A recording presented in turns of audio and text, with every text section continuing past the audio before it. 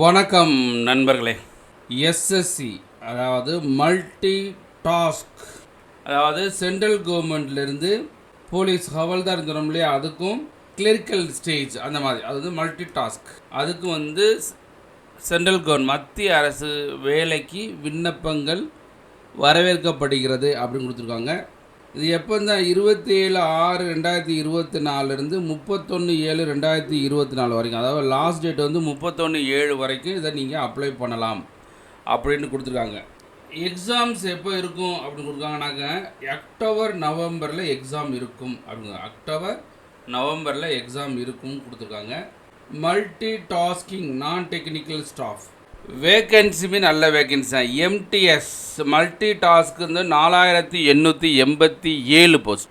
Havaldar 3439 post.